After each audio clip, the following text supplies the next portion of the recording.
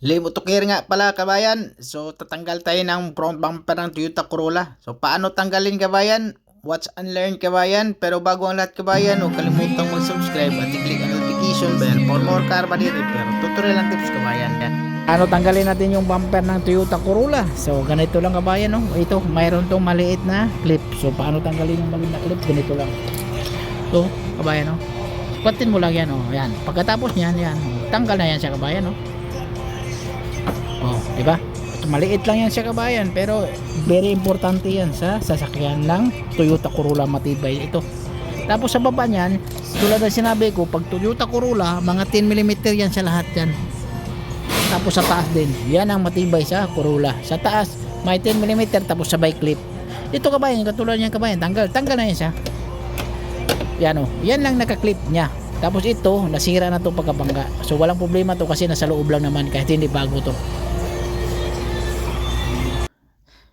Sa gilid tayo kabayan, umpisa naman tayo sa kabilang gilid. So clip, yung malit na clip, tapos sa baba iikot mo yung flat screw tapos sikwatin mo.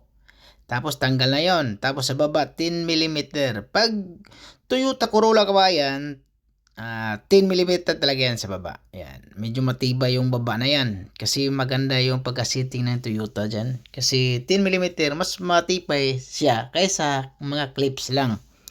Yan. Puro 10mm yan siya dyan. Tapos sa taas naman, sa grill, so tatanggalin muna natin yung nakita mo yung logo na 1, tatanggalin muna natin yan. So, 10mm sa gitna, tapos clip sa gilid, clip sa gilid. Tatanggalin natin yan kabayan.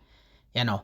O, minsan mahirapan ganun kasi yung clip matibay. Tapos sa baba mayroong clips. Yan o. Diba? Tanggalin yung clips. Tanggal na siya. Ganun lang kasimple kabayan. Tanggalin natin yung front bumper ng Toyota Corolla. Kahit wala pang 1 minute yan kabayan. Kayang-kaya tanggalin yan. Sabihin natin 1 minute yan lahat. O, diba? Ganun lang kasimple. Tapos yung headlight, kailan tanggalin natin? Palitan natin ng bago yan. Bagong headlight yan kabayan kasi basag din yan. Tapos yung fender, bago din yung fender. Huwag kalimutang mag-follow at mag-subscribe kabayan. Maraming salamat.